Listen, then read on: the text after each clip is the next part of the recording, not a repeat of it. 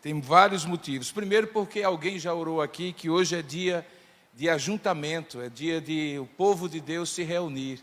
Tem coisa melhor do que essa? Um domingo você chegar aqui com a sua família ou com aqueles irmãos mais próximos e poder adorar a Deus juntos. Depois de uma semana de trabalho, começar um novo ciclo na presença de Deus. Deus é muito sábio. Nos deu um dia para a gente só pensar nele. Não é que nos outros dias a gente não pensa, né? Mas um dia em especial, exatamente aquele mesmo momento em que você tira um dia para um café mais abençoado com a família, você tira um dia para estar na presença de Deus. O segundo motivo é poder rever o nosso querido irmão, reverendo Garcia. Eu o conheci em Belém do Pará há muitos anos, juntamente com toda a família, e hoje revê-los aqui é uma alegria muito grande. E terceiro é porque eu gosto demais desse sotaque mineiro, gente. Olha, eu gosto demais. Melhor do que isso, só um queijinho com a goiabada, um doce de leite. Eu não estou sugerindo que você me dê de presente, não, mas eu só saio daqui às 2 horas da tarde. Então dá tempo. Dá tempo. Mas é porque eu tive a oportunidade de morar durante alguns anos nos Estados Unidos, 5 anos, e eu tinha irmãos cariocas, paulistas e mineiros.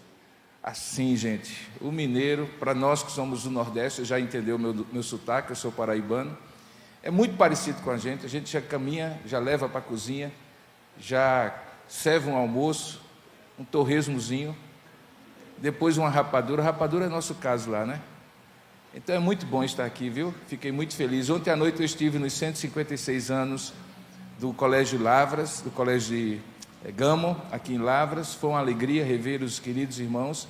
Tinha estado aqui no Dia do Estudante o ano passado, e eles me convidaram, e foi com muita honra e alegria que eu pude estar também ontem à noite aqui.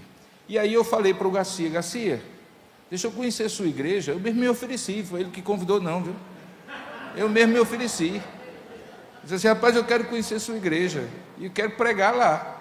E ele confiou, imagina só. Ele confiou. Espero que ele não desista de me convidar outras vezes. É uma grande alegria que a graça e a paz de Jesus esteja com cada um de vocês. Eu quero trazer uma palavra de saudação da Igreja Presbiteriana de Tambaú.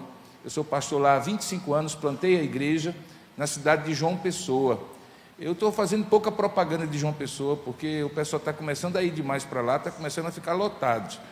Aí eu digo que o povo é ruim, recebe mal, a comida é péssima, a água é fria, a água de coco é salgada, que é para o povo não ir. Mas se você mandar, se eu deixar com você um pedacinho de papel, se eu sou amigo do pastor Robson, eles deixam você passar no aeroporto ou na rodoviária, viu?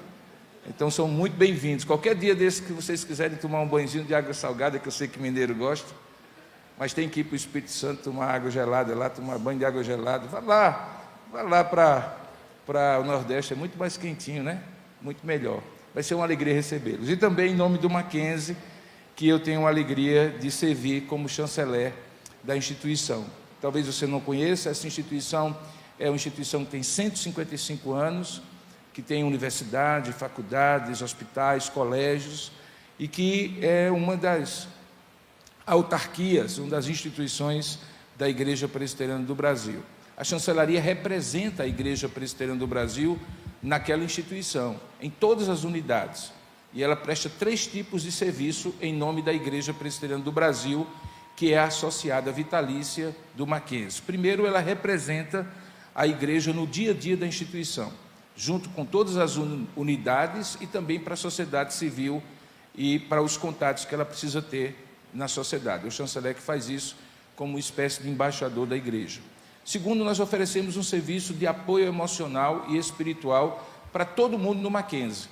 E esse é o serviço de capelania. São 32 capelães e assistentes de capelania, são meus pastores auxiliares. Algumas formaram no EIBEL, as assistentes de capelania, outros são formados em outros seminários da Igreja Presbiteriana e estão em cada colégio, em cada hospital, em cada faculdade e na universidade, também ali no campus de Higienópolis. E o que nós fazemos é devocionais, atendimentos em gabinete pastoral, uma verdadeira igreja dentro do Mackenzie. E fazemos isso para que os jovens que estão lá, alunos, para que os colaboradores, nós hoje temos quase 10 mil colaboradores, entre diretos e terceirizados, mais de 2.500 professores e quase 153 mil alunos que estão espalhados no Brasil todo, tanto presencial como digital. E esse trabalho é feito pela capelania. E, além disso, temos um centro histórico e cultural do Mackenzie, que é o edifício número 1, lá em São Paulo, no campus de Higienópolis. E em cada unidade temos um núcleo desse centro. E para que esse centro existe? Para preservar a história do Mackenzie, a história do protestantismo brasileiro, da Igreja Presbiteriana do Brasil, e também para manifestações culturais que estejam alinhadas com a nossa confessionalidade. Então, é uma forma da gente manifestar o que a gente crê por intermédio da cultura, da arte, da música e assim por diante. E a chancelaria toma conta de tudo isso. Se você estiver passando em algum momento em São Paulo, você é meu convidado para estar lá. Tem uma visita guiada, você vai conhecer o campus, que é maravilhoso, e depois você sobe para tomar um cafezinho. Eu tenho 4 ou 5 tipos de café, inclusive de Minas Gerais lá. Então, a gente torra na hora, o cheirinho sobe, igualzinho na sua cozinha, e a gente toma um café. O melhor café do Mackenzie é na chancelaria. Então, apareça lá no 9º andar do João Calvino. Vai ser uma alegria estar aqui. Comigo estão hoje o nosso querido colaborador Jair, que está ali, é um dos nossos motoristas ali no serviço de transporte, já conhece o caminho de São Paulo para Lavras com o olho fechado. Quer dizer, com o olho fechado não, com um fechado e outro aberto, porque tem muita curva, mas ele é nosso colaborador. E a Luana, que está ali atrás, que também trabalha no nosso núcleo de comunicação e sempre nos acompanha, e graças a Deus por ela, está fazendo aí os takes e o vídeo também na nossa presença. Queridos, antes de ministrar, eu gostaria, no entanto, de dizer algo para vocês. Eu trouxe aqui, e obviamente que eu não vim para vender livro, mas eu sempre carrego comigo 2 livros que eu lancei recentemente. Um deles foi pela editora Thomas Nelson. Esse livro chama-se 4 Olhares. Foi fruto de uma série de exposições que eu fiz na minha igreja sobre os 4 evangelhos e como eles se harmonizam. Esse livro é feito em forma de temporadas e episódios, igualzinho uma série de Netflix. E como eu não sou bobo, eu pedi para o reverendo Hernandes Dias Lopes fazer o prefácio. Porque você já olha aqui e diz assim, bom, o livro eu não sei se presta, mas o prefácio vai prestar e eu vou ler só pelo Hernandes. Já está ali, né, rapaz? O pessoal aqui é rápido, hein? E o segundo é o livro que eu lancei agora pela Cultura Cristã, que é o Fator Éfeso. Como o discipulado pode ajudar a formação de liderança na igreja. Para você que gosta de discipulado e também faz parte da liderança da igreja, é algo importante. E eu também não sou bobo, convidei o reverendo Ronaldo Lidório para fazer o prefácio. Então, eu me acompanho de gente boa, assim como esses 2, assim como Garcia, porque, né, as boas conversações não corrompem os bons costumes. Vamos abrir a palavra de Deus? Abra sua Bíblia, por gentileza, em Atos capítulo 11. E nós vamos juntos fazer uma exposição da palavra. E o reverendo Garcia disse que eu posso, depois da exposição, até abrir a oportunidade dos irmãos fazerem perguntas. Eu não sei se eu vou responder, mas como ele abriu a oportunidade, o que eu não souber, ele responde. Atos capítulo 11, do verso 19 ao verso 26. Atos 11, 19 a 26.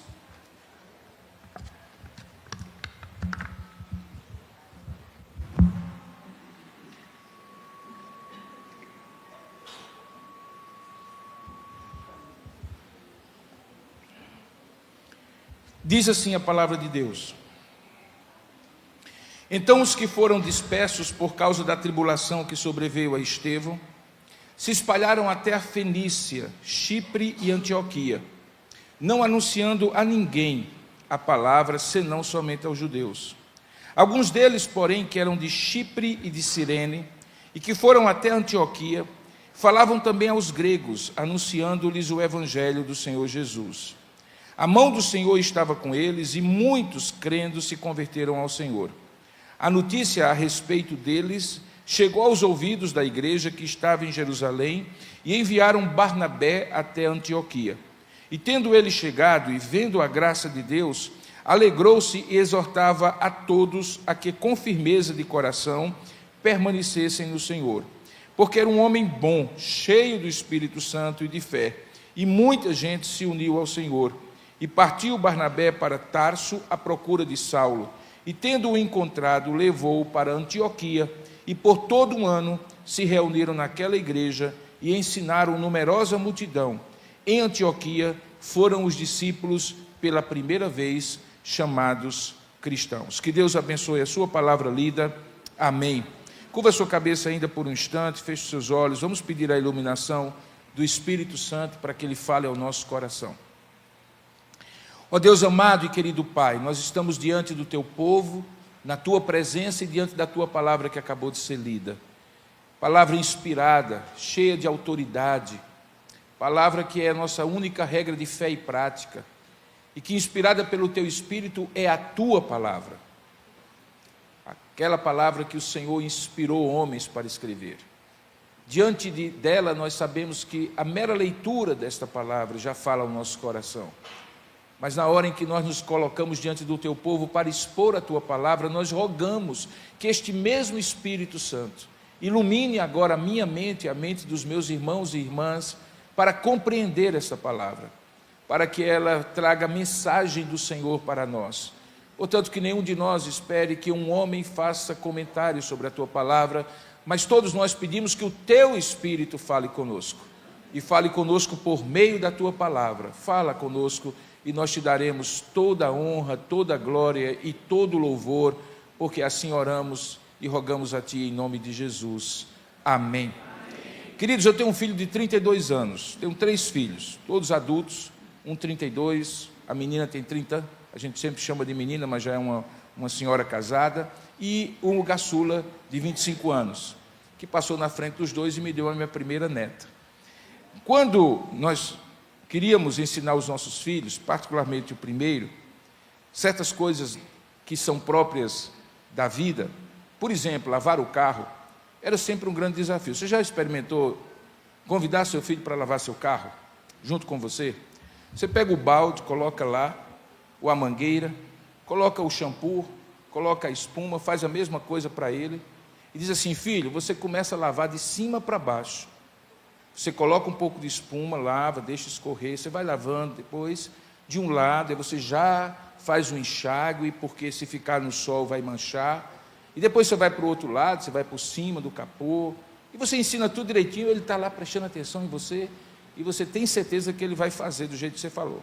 Aí você vai para o outro lado do carro, aí volta e descobre que o menino começou a colocar a esponja no pneu do carro, naquela parte suja de fuligem, daqui a pouco colocou na pintura, no coisa, o carro está todo borrado, todo sujo, e aí você diz assim: olha, não foi assim que o papai ensinou. E aí você refaz o que ele fez e diz de novo, e vai para o outro lado.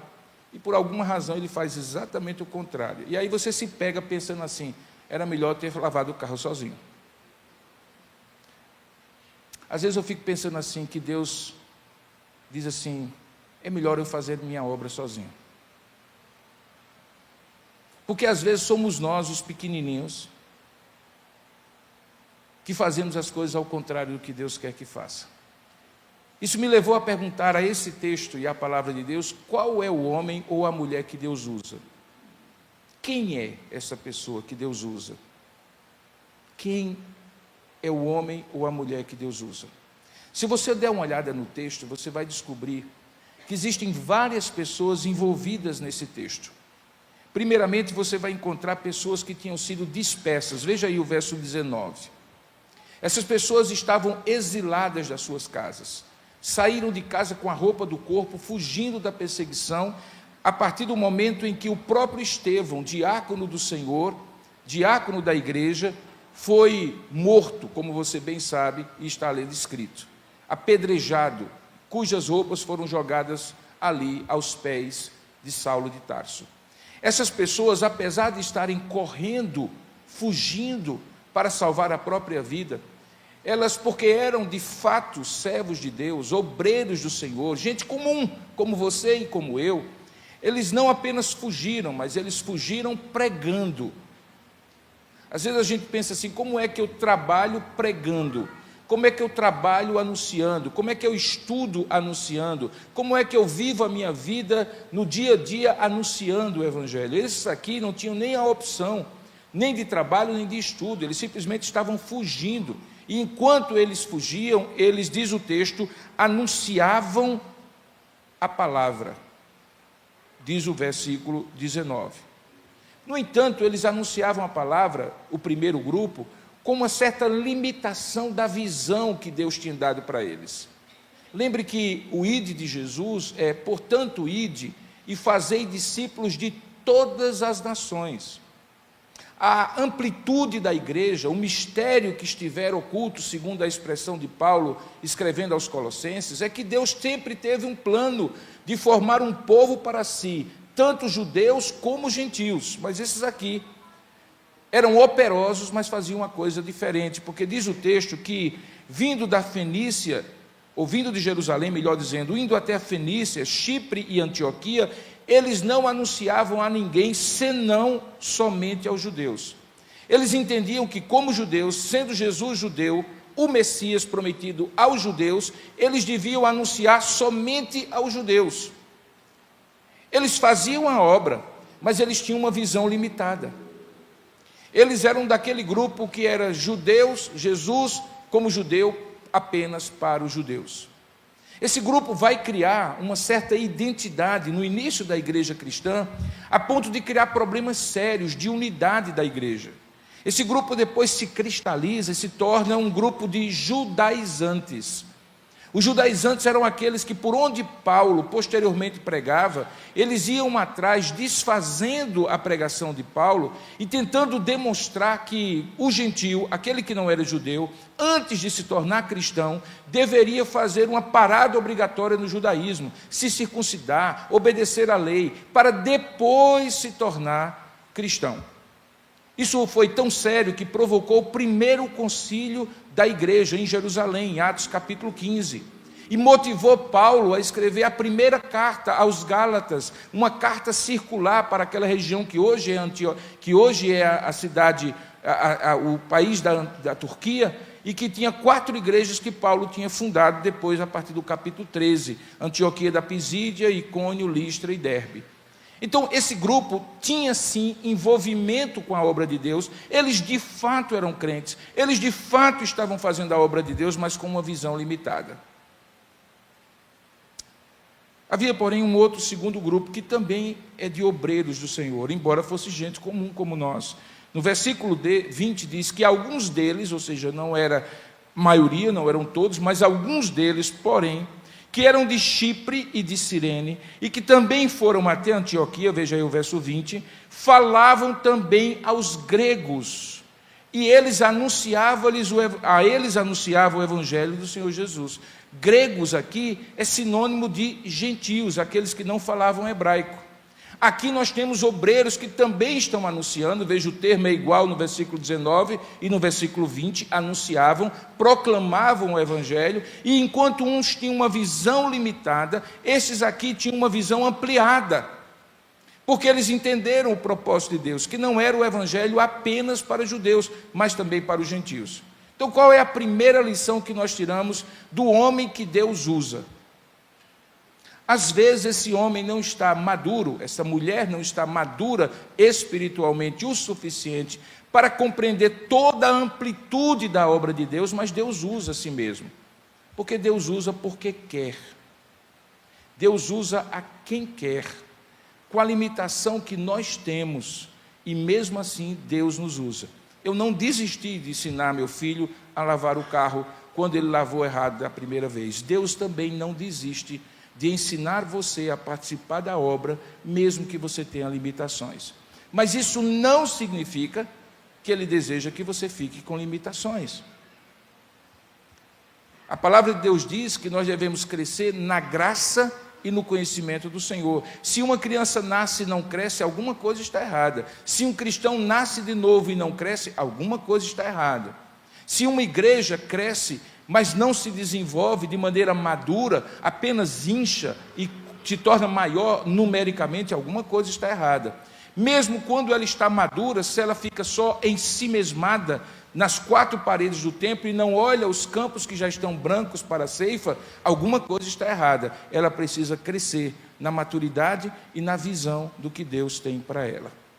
Mas observe que aí, apesar disso, Deus estava abençoando tremendamente. E aí já temos a segunda lição, é que Deus opera por nosso intermédio com frequência, mas com maior frequência Ele opera apesar de nós. Veja, eles tinham aqui uma dificuldade, uma limitação, havia um potencial de conflito entre aqueles que pensavam de um jeito e aqueles que pensavam de outro, mas apesar disso, veja o que é que diz o verso 21. O verso 21 diz que a mão do Senhor estava com eles, e muitos, crendo, se converteram ao Senhor. Então a segunda lição que nós aprendemos nesse texto é que Deus nos usa a sua obra para ser feita por nosso intermédio, mas frequentemente é apesar de nós, das nossas limitações. Porque Deus é quem opera em nós, tanto o querer como o realizar. Deus é que faz, é a mão do Senhor que está aqui, que estava sobre eles. Não era a eloquência deles, a capacidade deles, mas apesar deles e das limitações deles, a mão do Senhor estava sobre eles e Deus operava maravilhas no meio deles. O que acontece é que isso se torna notório. Todos começaram a perceber, e diz o texto que a notícia, veja aí o verso 22, a notícia a respeito deles chegou até Jerusalém, a igreja que estava em Jerusalém. Lá em Jerusalém estavam os apóstolos, havia viúvas, havia órfãos, havia pessoas que não tinham tido condição de sair correndo de Jerusalém, e os apóstolos permaneceram para cuidar daquela igreja que àquela altura já tinha mais de 5.000 pessoas. É só lembrar dos relatos que o livro de Atos traz, de que no primeiro sermão converteram-se 3.000, depois chegou a 5.000, então havia muito trabalho. Os apóstolos ficaram, mesmo correndo o risco de serem presos e eventualmente martirizados, e a notícia do que estava acontecendo lá em Antioquia, com todo esse avivamento, mesmo com a limitação humana, chegou até eles. E aí eles mandam um emissário apostólico, alguém que não era apóstolo, mas em nome dos apóstolos, foi enviado para verificar se aquilo que estava acontecendo, as notícias que estavam acontecendo, eram de fato notícias boas.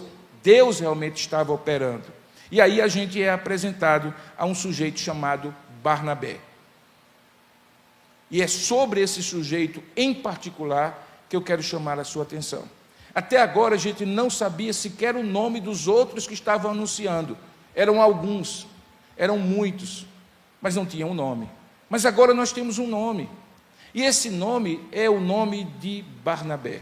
Talvez um dos personagens do Novo Testamento mais subestimado. Ele sempre está ali colado com alguém, sempre ali dando suporte, por exemplo, ao apóstolo Paulo. E a natural tendência nossa é pensarmos assim: Paulo é o cara, Paulo é o apóstolo, e de fato é.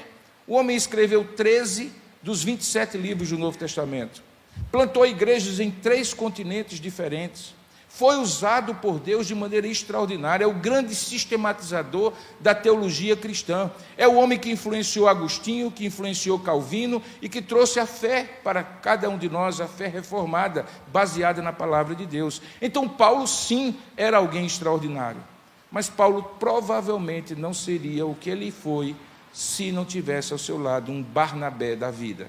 E é sobre Barnabé que eu gostaria de chamar a sua atenção, porque o homem que Deus usa precisa ter as características de um homem como Barnabé. Ele foi enviado como emissário, com autoridade apostólica, para verificar o que estava acontecendo. Diz o texto que quando ele chega ali, veja o verso 23.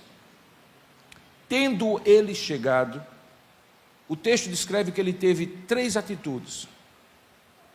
A primeira delas, diz o texto, que tendo ele chegado, ele viu a graça de Deus. Um homem que Deus usa é alguém que consegue discernir a graça de Deus em meio a um potencial conflito. É alguém que não olha o copo como estando meio vazio, mas é alguém que olha o copo como estando já meio cheio. É alguém que é não otimista, é um homem que tem convicção que Deus está operando, embora a obra não esteja completa. Foi exatamente isso que Barnabé viu. Ele viu a graça de Deus. Ele não viu, esses aqui têm muito trabalho, são muito operosos, mas não têm visão suficiente. Ele não viu, esses aqui têm visão, é melhor ficar com eles. Ele não viu o potencial conflito que havia entre eles, ou poderia haver entre eles. Ele não viu o problema de ser uma igreja que estava ali sendo plantada sem um apóstolo. Ele não viu a dificuldade de ser uma igreja pela primeira vez numa cidade que não era uma cidade influenciada pelo judaísmo. Antioquia da Síria era uma cidade pagã. Veio a se tornar a igreja mais multicultural e mais operosa, mais missionária do Novo Testamento. No entanto, naquele contexto, era uma igreja com uma cidade extremamente desafiadora. Mas Barnabé não viu nada disso, irmãos. O que ele viu foi a graça de Deus. E um homem e uma mulher que Deus usa é alguém que tem a capacidade de ver a graça de Deus, que vê Deus operando graciosamente, generosamente, abundantemente, que não vê a dificuldade da obra, vê a possibilidade e a oportunidade de ser usado por Deus, que sente o privilégio de estar no lugar certo, ser a pessoa certa, no momento certo para participar da obra de Deus. Não há coisa mais gloriosa do que você estar no lugar certo, onde Deus está operando, e ver a graça de Deus ali operando. E foi o que aconteceu com Barnabé. Primeira coisa, um homem que Deus usa é um homem que Deus certamente dá uma visão da graça de Deus. Ele não vê a dificuldade, o empecilho, o desafio. Ele vê a oportunidade e vê Deus operando. Segunda coisa, diz o texto, que vendo a graça de Deus, ele alegrou-se. A palavra graça e a palavra alegria são, no Novo Testamento, da mesma origem. Quem vê graça se alegra, quem se alegra é porque viu graça. Se alegrar aqui não é aquela gargalhada que a gente dá quando escuta uma história engraçada. É aquela alegria serena e pacífica que muitas vezes só nos faz ter um sorriso no canto da boca, mas que traz uma paz tremenda. É quando a gente está na presença de Deus e vê Deus operando.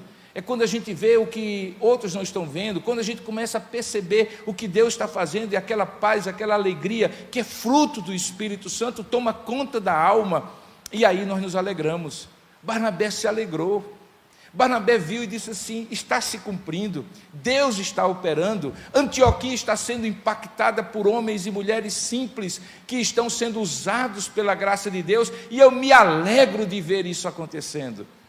Quando eu vejo uma igreja como essa, num domingo pela manhã, com jovens, com idosos, com casais, com crianças, quase faltando lugar para sentar, eu digo assim: Deus está aqui, a graça de Deus está operando, não é por nossa causa, é apesar de nós.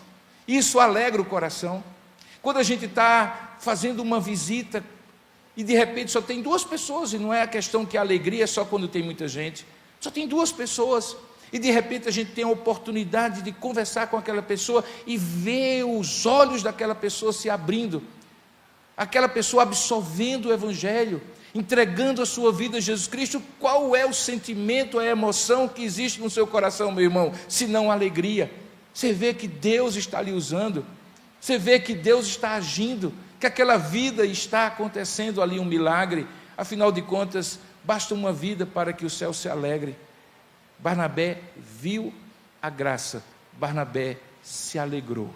Mas em terceiro lugar, ele não teve apenas uma constatação, uma reação do que Deus estava fazendo, porque o homem de Deus é aquele que participa da obra de Deus. Veja o que é que acontece. Diz o texto que ele, vendo a graça de Deus, se alegrou e, consequentemente e imediatamente, começou a exortar a todos a que, com firmeza de coração, permanecessem no Senhor.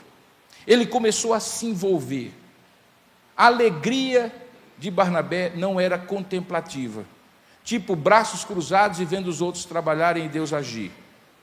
A alegria de Barnabé fazia-o envolver-se na obra, comprometer-se, participar, fazer parte. É muito bom quando a gente vê Deus agindo, é melhor ainda quando a gente se envolve no que Deus está fazendo. Eu costumo dizer que há 2 coisas que fazem alguém ficar numa igreja, além da vontade soberana de Deus. Humanamente falando, há 2 coisas que fazem alguém permanecer na igreja. A primeira delas é quando você cria vínculos afetivos com as pessoas. Quando você começa a se sentir parte dela, você começa a criar amizades, vínculos, companheirismo, colaboração.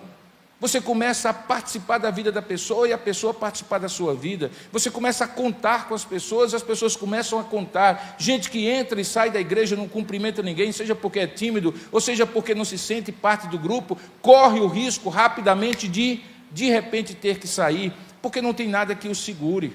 Mas a segunda coisa é o senso de utilidade. A pior coisa do mundo é você entrar, sentar, usufruir, consumir o louvor, consumir a palavra e depois sair e Deus dizer assim: a quem enviarei, quem há de ir por nós? E você não dizer: eis-me aqui, envia-me a mim. A pior sensação de um cristão é ser um inútil, alguém que só come e não exercita a fé. E quem só come e não exercita, se fica gordo, não fica forte. E o que acontece é que logo essa pessoa pode se ausentar. Barnabé não era desse tipo.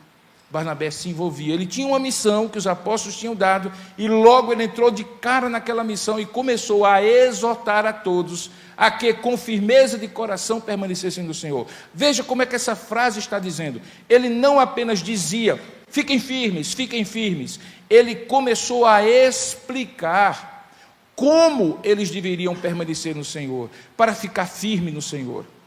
O nome disso é discipulado.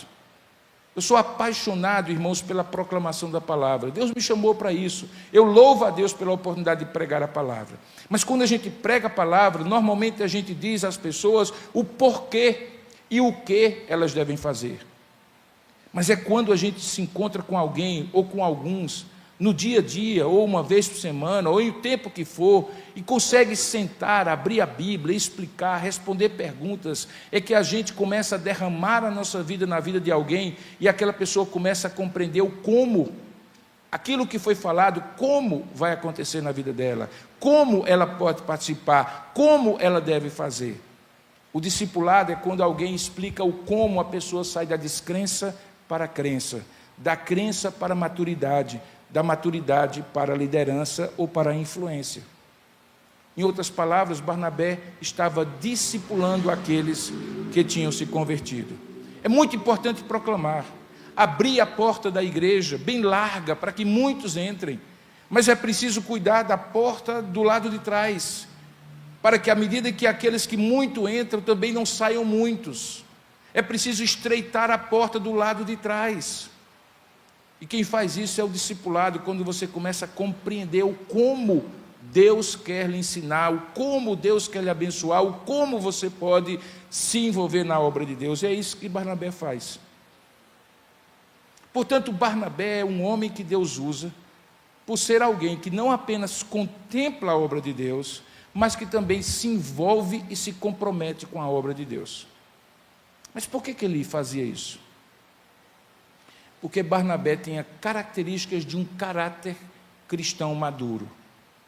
Eu gosto muito de ver pessoas que, pelo seu temperamento, pela sua personalidade, são efusivas, são extrovertidas, eles têm carismas, são enigmáticos, todo mundo olha assim para elas e dizem assim: puxa vida, aquela pessoa é um grande líder, ou aquela pessoa é um grande isso, ou grande aquilo outro. Mas deixa eu lhe dizer uma coisa: não existe carisma que Deus usa se não for de um homem ou de uma mulher que tenha caráter. Caráter antecede a carisma. Às vezes Deus usa uma pessoa tímida, às vezes Deus usa uma pessoa introvertida, uma pessoa que não tem aquela luz que todo mundo vê, pelo temperamento, pelo jeito dessa pessoa, mas ela tem um caráter tão profundo, tão comprometido com Deus, tão trabalhado por Deus, tão parecido com Jesus, que todo mundo se atrai pelo caráter dessa pessoa, pela seriedade, pela autenticidade, pela credibilidade. Veja como é que Deus descreve quem era Barnabé aqui no verso 24. E por isso ele era o homem que Deus usava, porque ele era um homem bom, cheio do Espírito Santo e de fé. O que significa essas características? Ou o que significam essas características? A palavra bom aqui não significa puro, justo, impecável, como Deus e somente Deus é. Por isso que Jesus falou àquele jovem rico: bom só Deus. Bom aqui é a tradução da palavra generoso, alguém de coração grande. E Barnabé era esse sujeito. Barnabé era um homem generoso, por isso que ele tinha visto a graça de Deus, por isso que ele se alegrava. Ele não era mesquinho, ele não focava no problema, ele não focava na pessoa que tinha errado, ele não focava no defeito da pessoa, ele passava por cima de tudo isso e era um homem generoso. Por isso que ele era o homem certo, no lugar certo, para Deus usar da maneira certa. Ele era um homem bom, generoso. Ele era um homem bom, generoso, porque era cheio do Espírito Santo. Porque bondade é fruto do Espírito, irmão. Alegria é fruto do Espírito. Amor é fruto do Espírito. Generosidade é fruto do Espírito. Ele era um homem cheio do Espírito Santo. E ele era um homem que confiava, não apenas a sua salvação a Deus, mas ele confiava a sua vida e tudo aquilo que ele ia fazer a Deus. Ele era um homem impetuoso, um homem corajoso, um homem disposto, era um homem de fé.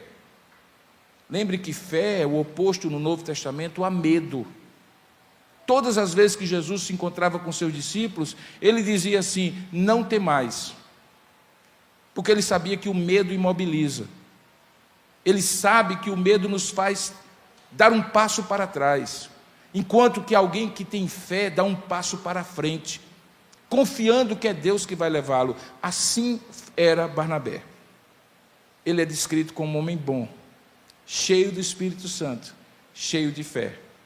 Independentemente do seu temperamento, é esse caráter que Deus quer formar na sua vida, para que você seja um homem ou uma mulher que Deus usa. É isso que Deus quer fazer em você, de dentro para fora, formar o seu caráter para lhe usar. Ninguém é usado por Deus sem ter um caráter aprovado por Deus. E não é perfeição, é autenticidade, é trabalho de Deus no seu coração, é ser parecido com Cristo, mesmo sendo falho e imperfeito. Por isso que eu sou muitas vezes apaixonado por Barnabé. Quando eu me converti, logo no início da minha fé cristã, eu fui para o Instituto Bíblico e eu dizia assim: eu quero ser como Paulo. Claro que a gente diz, eu quero ser como Jesus, mas eu quero ter um ministério como Paulo. E por muito tempo eu olhava para Paulo e dizia assim: Paulo é o modelo de ministério. Muitos jovens hoje dizem que Paulo é. Mas olha Barnabé. Barnabé tem uma característica, irmãos. Ele aparece poucas vezes no livro de Atos, mas todas as vezes que ele aparece quando Deus está fazendo algo maravilhoso e quer usá-lo. Às vezes o homem de Deus, a mulher que Deus usa, não é aquele que aparece sempre. Às vezes a gente vê pessoas à frente fazendo coisas e a gente pensa que só aqueles que estão sempre à frente é quem Deus usa. Mas Deus usa muita gente nos bastidores. Barnabé é um desses. Ele está aqui como se fosse uma linha d'água da história, e de vez em quando ele está embaixo da linha d'água, submerso, e aí Deus diz assim: sobe Barnabé, ele aparece, acontece algo maravilhoso. Depois Barnabé submerge, nada é dito dele, de repente Deus diz: aparece Barnabé, e Barnabé vem e aparece. Lucas registra, e coisas boas acontecem, e a vida dele é exatamente isso. Você quer ver como? Abra sua Bíblia aí no livro de Atos mesmo, a primeira vez que Barnabé aparece. Primeira vez que Barnabé aparece, ele aparece no capítulo 4, verso 36 e 37. É a primeira vez que ele aparece. Coincidentemente, é nesse texto que nós descobrimos que esse nome, Barnabé, não era o nome próprio dele. O nome próprio dele era José. Olha o que é que diz o texto: José, a quem os apóstolos deram o sobrenome de Barnabé, que quer dizer filho da exortação, levita, natural de Chipre, como tivesse um campo, vendendo-o, trouxe o preço e o depositou aos pés dos apóstolos. O que é que nós aprendemos desse texto? Primeiramente, que o nome Barnabé chama-se, ou significa, filho da exortação, ou filho da consolação, ou filho do consolo. É a mesma origem da palavra Parácletos, que significa Espírito Santo, o Consolador. Portanto, Barnabé tinha uma característica: ele era aquele líder que dava suporte aos outros, que facilitava, que exortava nos bastidores, que confortava o líder que estava à frente nos momentos de dores e dificuldades. Por isso os apóstolos disseram assim: ele não é um apóstolo como nós, mas nós vamos chamá-lo de Barnabé, porque sem ele, certamente muito do que nós faríamos, nós não teríamos feito. Ele recebeu o nome de Barnabé. E o texto diz, como característica, como a primeira ação dele, que ele tinha um terreno, um campo, e vendeu, e trouxe e o depositou aos pés dos apóstolos. Lembra de Atos capítulo 2, que dizia que todos tinham tudo em comum, e quando alguém tinha mais, dividia para que aqueles que eram carentes não tivessem escassez? Barnabé estava sintonizado com esse espírito generoso. Mas o porquê que porquê que Lucas traz o registro da primeira aparição de Barnabé aqui? O que é que acontece no capítulo 5, a partir do verso 1? O que é que tem na sua Bíblia como 2 nomes próprios? Quais são os 2 nomes próprios que aparecem logo no início do capítulo 5? Um casal. Quem era? Ananias e Safira. Qual é a história de Ananias e Safira? Eles fazem exatamente o contrário de Barnabé. Você entende então que Lucas, inspirado por Deus, coloca a história de Barnabé antes da história de Ananias e Safira, para que eu e você, ou qualquer época e qualquer um que lê esse texto, diga assim: não existe na igreja apenas Ananias e Safira, que vendem aquelas propriedades, mentem aos apóstolos para terem uma suposta boa visibilidade diante da igreja, mas que na verdade não são íntegros nem sinceros diante de Deus. Existe gente como Barnabé, é por isso que ele está aqui. Mas veja, ele aparece aqui, nós sabemos o nome dele, conhecemos qual foi a atitude dele, a importância dele, mas de repente ele desaparece. Não aparece no capítulo 5, não aparece no capítulo 6, não aparece no capítulo 7, não aparece no capítulo 8, e se alguém estiver lendo até o 8, assim, pronto, o homem desapareceu. Aí no capítulo 9, lá vem Barnabé para a superfície da história novamente. Capítulo 9 de Atos é o capítulo que descreve a conversão de quem? Saulo de Tarso, de Paulo. E o que é que tem Barnabé a ver com Saulo? Tem muita coisa a ver. Dê uma olhadinha no capítulo 9. Dê uma olhadinha no capítulo 9. Depois da conversão no caminho de Damasco, no versículo 20 do capítulo 9, diz assim: e logo Paulo pregava nas sinagogas a Jesus, afirmando que este é o Filho de Deus. Saulo de Tarso, que era o grande perseguidor, se tornou um grande pregador. E ele criou 2 problemas para ele. O primeiro problema era que os judeus que o haviam enviado para Damasco com cartas precatórias para prender os cristãos, trazer para Jerusalém e, quem sabe, ter o mesmo fim de Estevão, começaram a desconfiar que ele tinha virado a casaca. Era muito mais sério do que torcer pelo Atlético e passar a torcer pelo Cruzeiro, irmãos. Ou vice-versa. Era muito mais sério. Era ser do partido dos que perseguiam os cristãos e começar a pregar para os cristãos. E então os judeus começaram a pensar em como deveriam matá-lo, porque ele era um traidor. Mas ele tinha um outro segundo problema. Era que os cristãos que o ouviam pregar desconfiavam se aquilo era verdade ou era fake.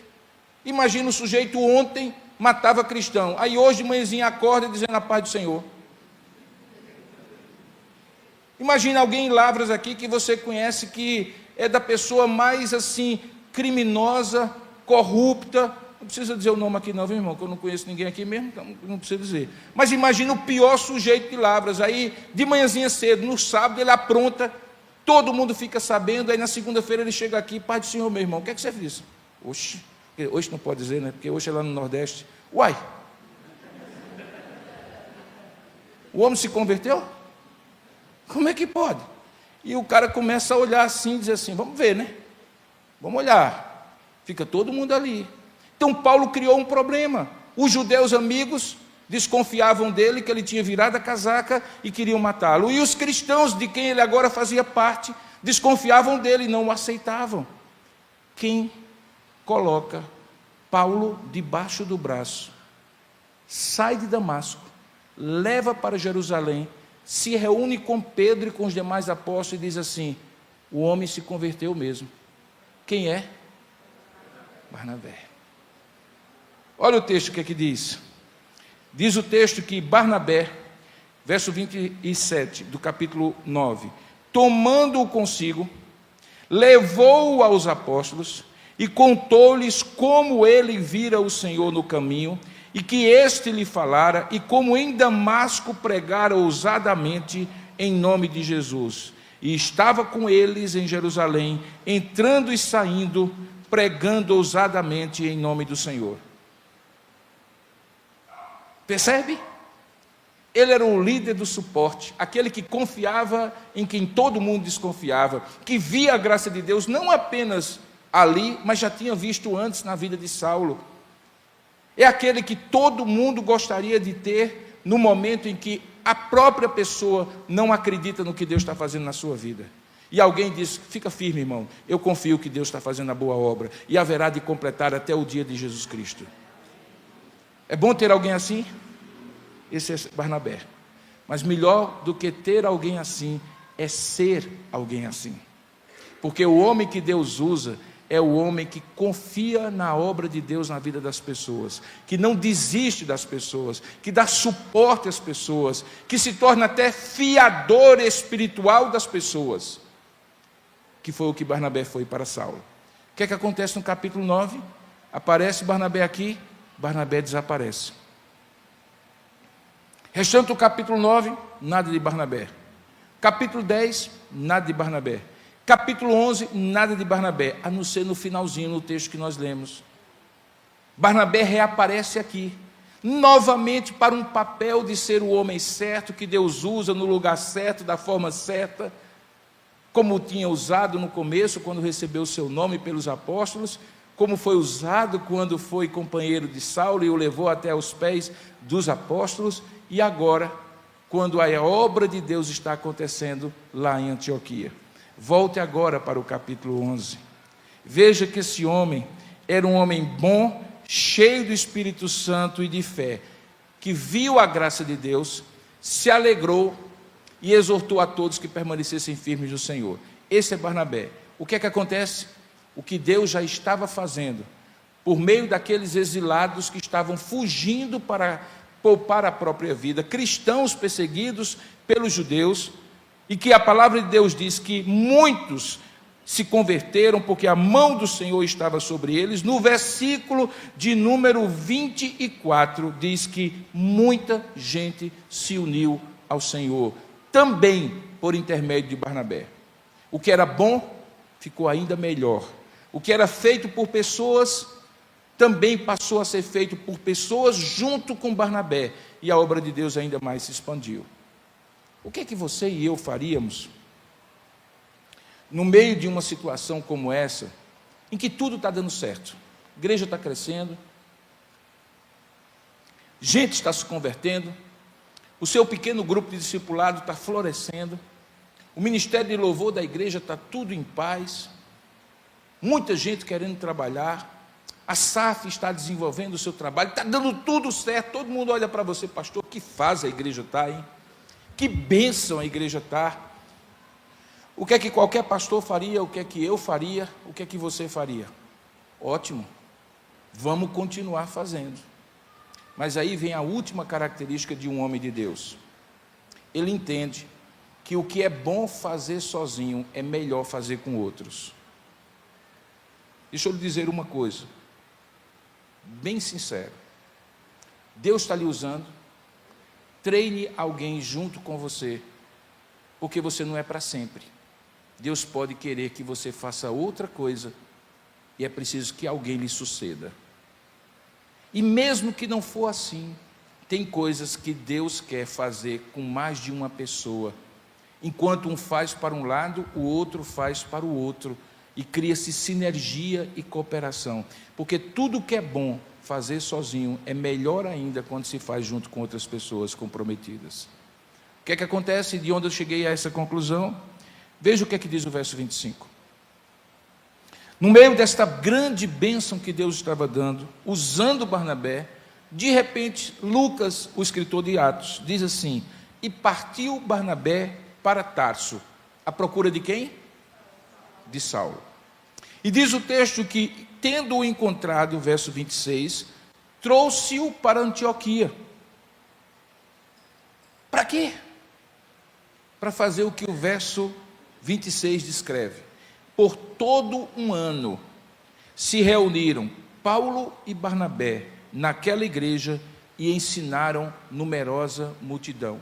Qual é o resultado disso, irmãos? A última frase do versículo 26 é que no cartório da história foi lavrada a escritura da igreja de Cristo, porque diz que em Antioquia foram os discípulos pela primeira vez chamados cristãos. Como é que eles eram chamados antes? Os nazarenos. Como é que eles eram chamados antes? Os do caminho. Eles mesmos achavam que era uma parte do judaísmo. Tanto é que você encontra no capítulo 3, Pedro e João, 2 apóstolos, frequentando o templo, quando eles curam aquele coxo de nascença. Porque eles achavam que era uma parte dos judeus. E com o passar do tempo, eles foram entendendo que assim não era. E agora eles, por conta de todo esse trabalho, usando inclusive Barnabé, eles criaram uma identidade própria. O povo ao redor começou a chamá-los de pequenos cristos, que é a tradução da palavra cristão. Porque eles começaram a ser identificados como a igreja de Cristo, o cumprimento da promessa, o povo de Deus na aliança, formada por judeus e por gentios. Isso é tão maravilhoso que quando você chega no capítulo 13, você tem uma descrição dessa igreja que Paulo e Barnabé começam juntos. Barnabé primeiro, Paulo se junta, e diz o texto no capítulo 13, a partir do verso 1, havia na igreja de Antioquia profetas e mestres. Olha quem é o primeiro que é chamado aí: Barnabé, depois Simeão, por sobrenome Níger, Lúcio de Cirene, Manaém, Colasso de Herodes, o tetrarca e Saulo.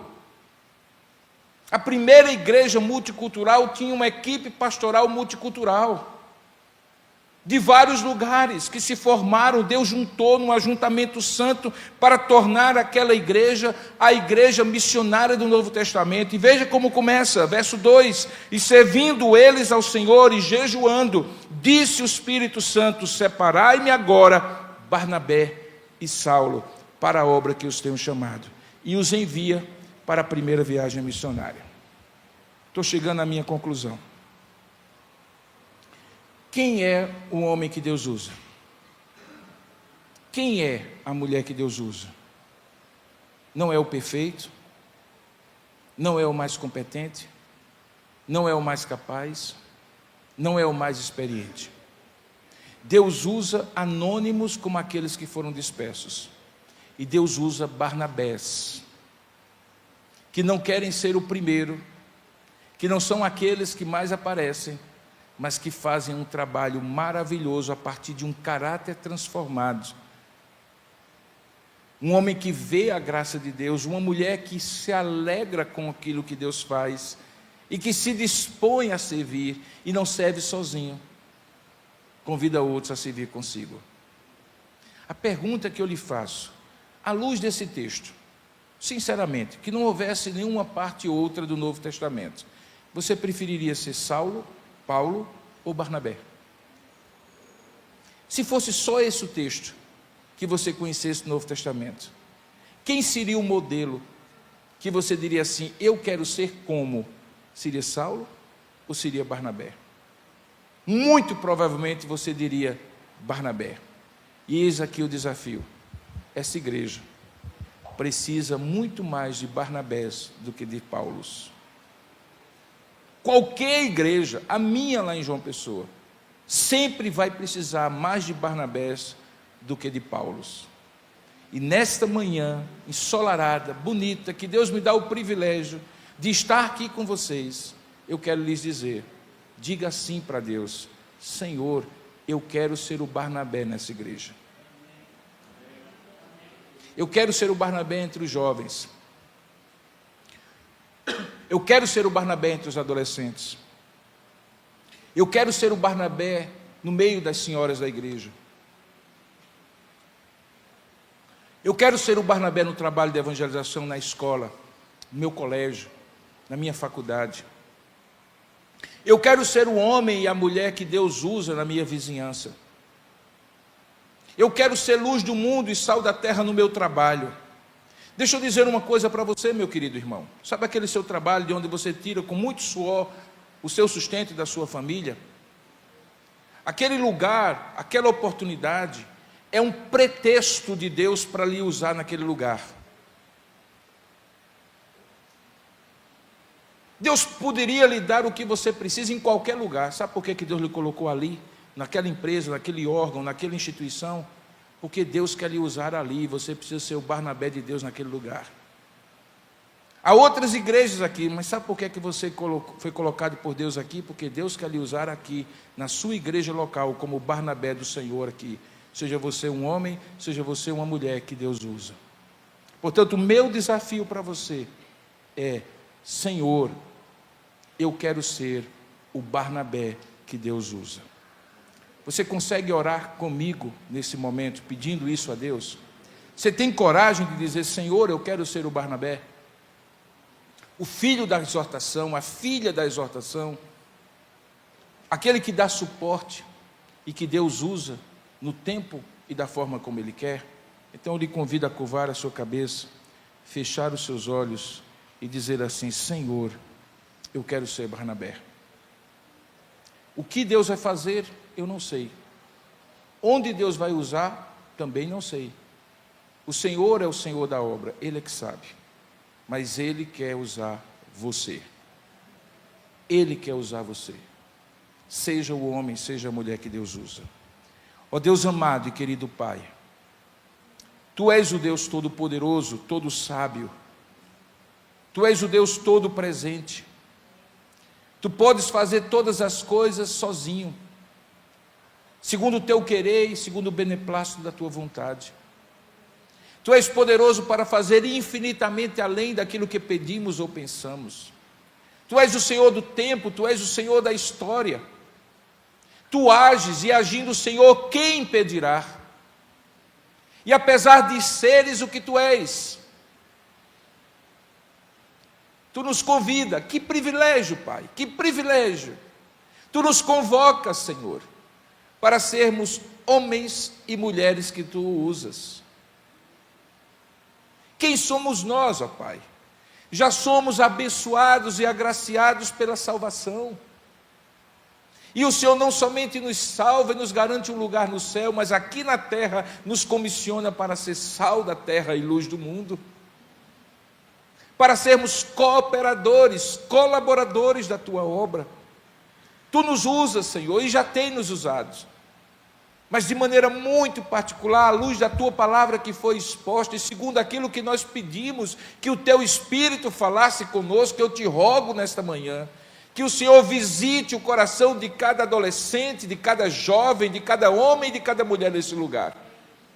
Que aqueles que se julgam incompetentes, incapazes, despreparados, possam simplesmente dizer: eis-me aqui, usa-me, Senhor, para que o Senhor capacite, prepare, ensine e use, Pai. Aqueles que talvez estejam cansados de trabalhar, que o Senhor renove as forças, ó Pai, que o Senhor amplie a visão, que o Senhor tire toda tristeza, por algum motivo, por alguma razão, porque talvez não foi reconhecido, ou porque talvez não teve a oportunidade mais, que tudo isso seja varrido do nosso coração, porque o privilégio é nosso de servirmos a Ti. Não servirmos ao pastor, não servirmos à igreja, não servirmos à denominação, servirmos ao Senhor, ó Pai. E é por isso que eu te peço: renova a força daqueles que já serviram muito, e que talvez hoje resolveram descansar.